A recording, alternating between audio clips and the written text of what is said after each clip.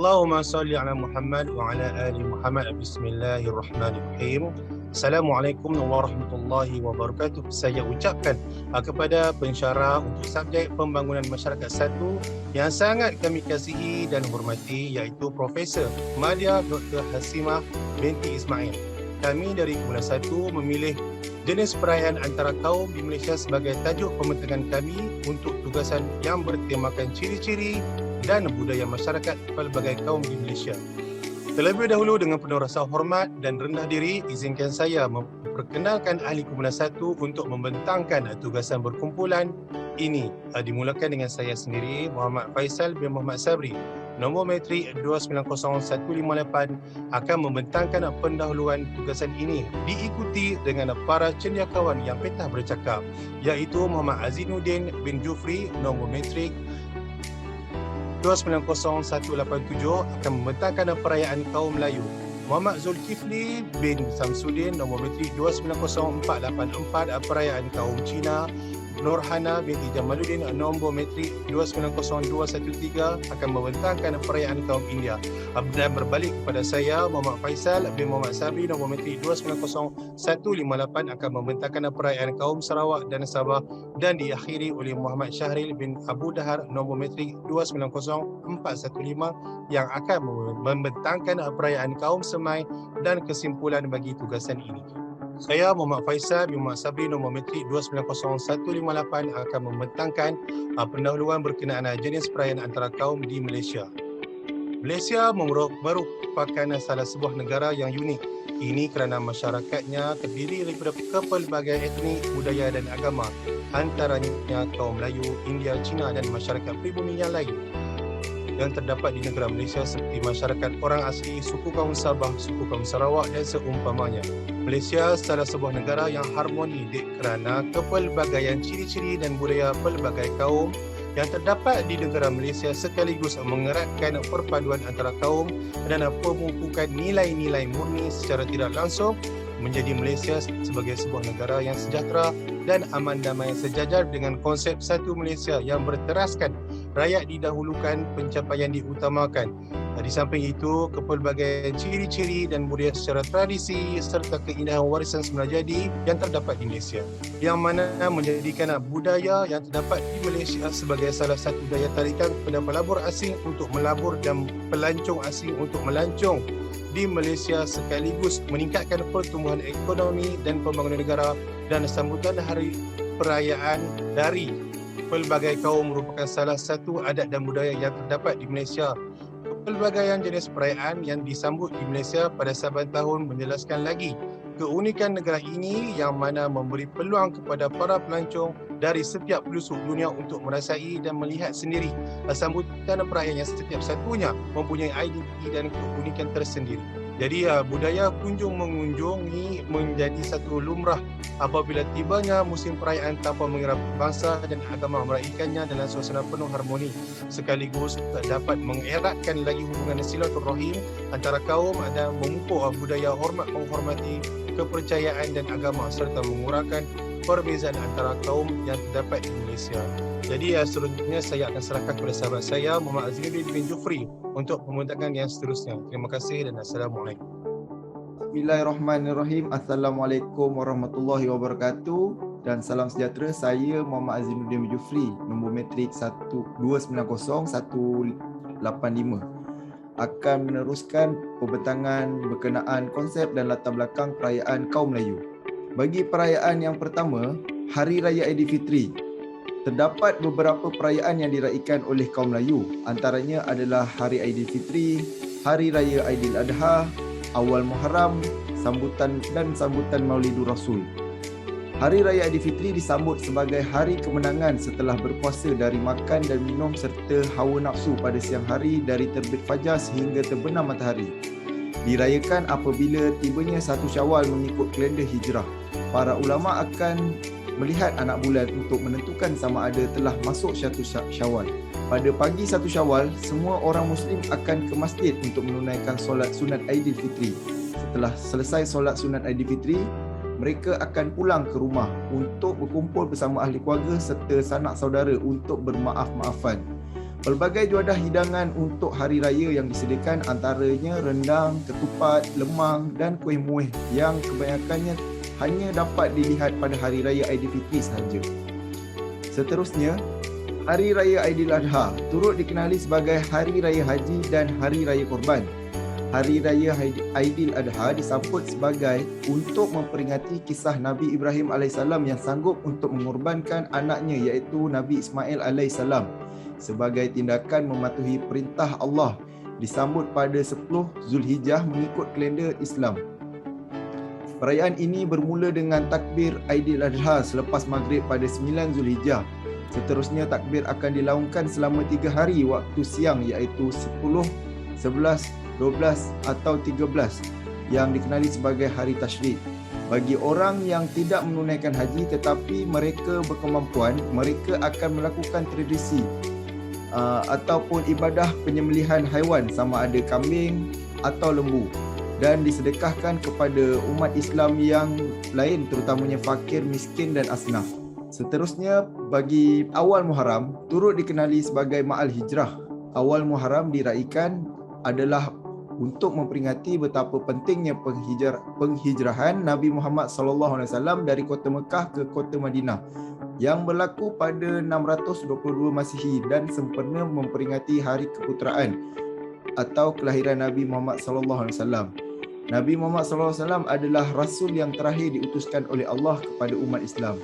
Pelbagai acara yang diadakan untuk memperingati peristiwa ini sebagai contoh perarakan dan ceramah. Seterusnya saya akan menyerahkan pembentangan ini kepada Muhammad Zulkifli bagi menerangkan berkenaan konsep dan latar belakang perayaan kaum Cina. Sekian, terima kasih. Terima kasih Encik Muhammad Azinuddin. Assalamualaikum warahmatullahi wabarakatuh. Saya Muhammad Zulkifli bin Samsudin, nombor metrik 290484. Konsep dan latar belakang perayaan kaum Cina. Yang pertama, kaum Cina di Malaysia akan menyambut hari besar mereka iaitu Hari Perayaan Tahun Baru Cina pada 5 dan 6 Februari setiap tahun. Setiap kaum ada adab menyambut perayaan masing-masing. Bagi kaum Cina, adat yang akan dilakukan pada hari raya pertama hingga hari ke-15 iaitu Cap Goh Mei. Maksud perayaan Cap Goh Mei bagi masyarakat Cina ialah sebagai tanda berakhirnya perayaan 15 hari. Adat menyambut perayaan bagi kaum Cina ialah mengadakan rumah terbuka dan mereka akan menjemput semua tanpa mengira bangsa dan agama. Seterusnya, satu persembahan yang tidak asing lagi bagi kaum Cina iaitu tarian naga. Perayaan Tahun Baru Cina juga mempunyai pantang larangnya yang tersendiri. Bagi meneruskan pembentangan yang seterusnya, saya menyerahkan kepada Puan Nurhana. Sekian, terima kasih. Baik, Assalamualaikum warahmatullahi wabarakatuh. Saya Nurhana Jamaluddin bernombor metrik 290213 ingin meneruskan pembentangan bagi konsep dan latar belakang perayaan kaum India. Terima kasih Encik Muhammad Zulkifli bagi penerangan konsep dan latar belakang untuk perayaan kaum Cina. Jadi, masyarakat etnik India di Malaysia akan menyambut perayaan seperti Deepawali, Thaipusam dan juga perayaan Pongal. So, umumnya masyarakat yang beragama Hindu mempercayai akan konsep penyatuan Tuhan Trimurti iaitu Brahma, Vishnu dan Siva serta turut mempercayai kewujudan dewa-dewa yang mempunyai kuasa. Jadi terdapat pelbagai perayaan dan atau pesta keagamaan penganut agama Hindu yang diraikan di Malaysia. Boleh dikatakan setiap perayaan yang diraih memiliki matlamat yang sama iaitu berkait rapat dengan menzahirkan rasa kesyukuran penganut agama Hindu terhadap nikmat Sang Pencipta kepada penganut agamanya. Jadi, di sepanjang perayaan ini, pintu rumah mereka akan dihiasi dengan batang tebu yang mempunyai daun dan mengikat daun-daun mangga ataupun karangan daun mangga untuk mengambil tuah dan keberkatan ketika meraihkan ketiga-tiga perayaan. Jadi, saya sekian itu sahaja pembentangan saya kali ini. Saya teruskan kepada Encik Muhammad Faizal untuk konsep dan latar belakang perayaan kaum Sarawak. Sekian, terima kasih. Romo Nandri anda. Terima kasih saya ucapkan kepada Puan Nurhana di atas penerangan berkaitan perayaan kaum India. Saya Muhammad Faisal bin Muhammad Sabri, nombor menteri 290158 akan membentangkan konsep dan latar belakang perayaan kaum Sarawak dan Sabah. Jadi konsep dan latar belakang perayaan kaum Sarawak terlebih dahulu. Hari Gawai merupakan salah satu perayaan yang disambut di negeri Sarawak, secara amnya disambut oleh masyarakat Dayak di Sarawak.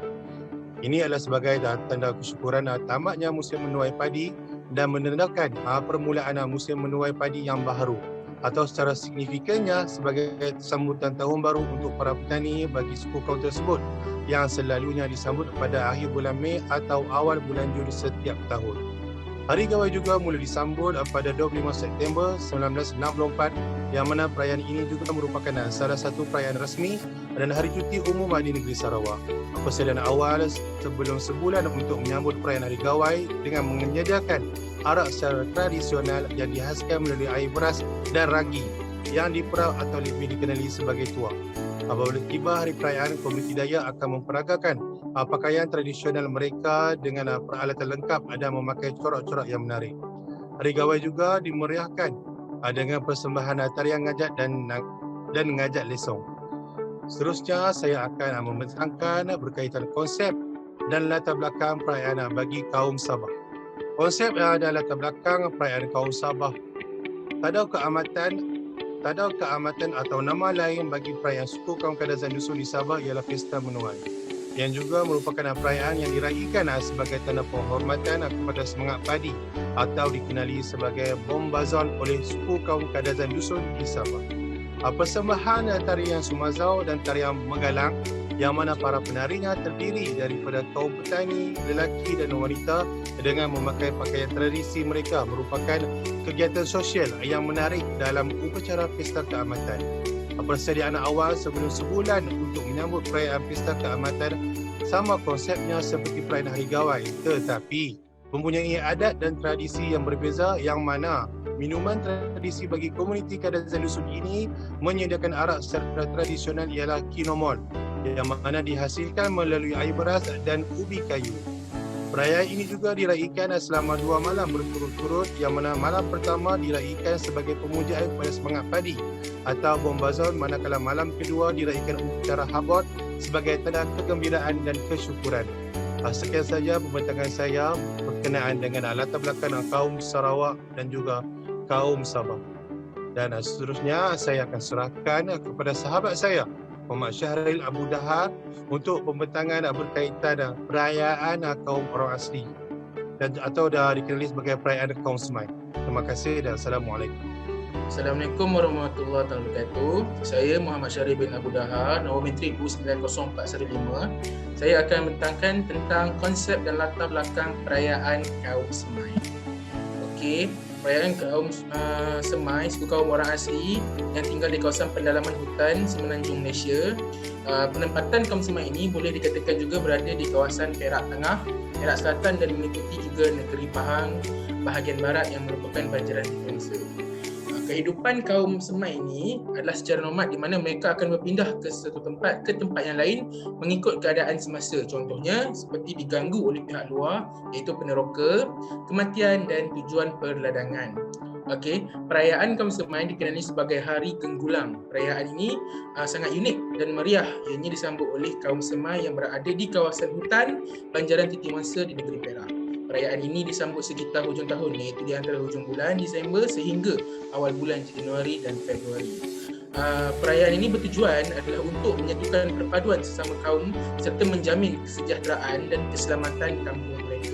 Walaupun begitu, perayaan ini juga berubah akibat kesan dari perubahan masa. Perayaan Genggulang akan dimulakan oleh seorang bomoh atau dikenali sebagai pawang dengan membaca beberapa mantra serta jampi. Ia dipanggil cenagoh, bertujuan menyeru roh-roh nenek moyang penunggu kampung yang dipercayai oleh mereka wujud sejak zaman dahulu lagi. Rumah pemujaan akan dihiasi dengan hasil dari anyaman daun lengkuang hutan, daun serdang, kepelbagaian bunga-bunga dan lain-lain lagi.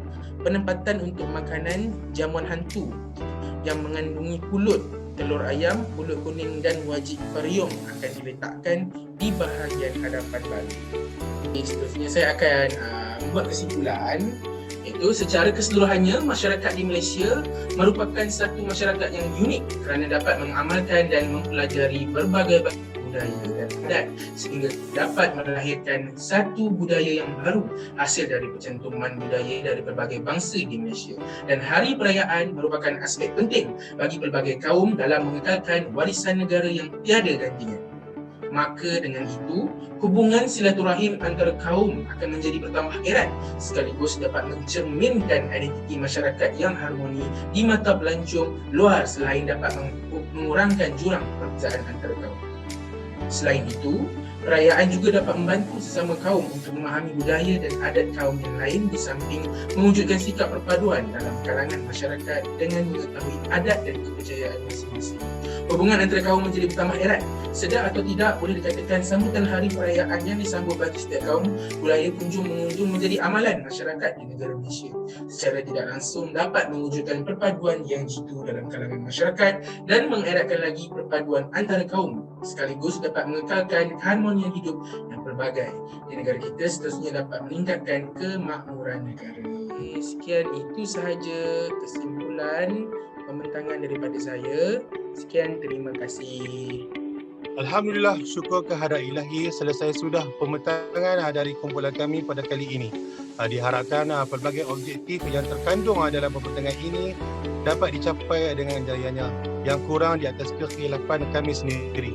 Yang baik datang dari Allah Subhanahu Wa Taala. Terima kasih kami ucapkan dan di kesempatan ini kumpulan kami mewakili para pelajar PIS-UN Kampus Kuala Lumpur tahun 2022-2023 mengucapkan jutaan terima kasih kepada Profesor Dr. Hasimah binti Ismail di atas ilmu dan masa Profesor untuk kami semua semester ini. Mohon halalkan curahan ilmu dan mohon maaf juga di atas segala kekhilafan sepanjang sesi pembelajaran ini. Salam Ramadan, selamat Hari Raya, semoga segala urusan Profesor dipermudahkan. Wabillahi taufiq wal hidayah. Assalamualaikum warahmatullahi wabarakatuh. Allahumma salli ala Muhammad wa ala alihi.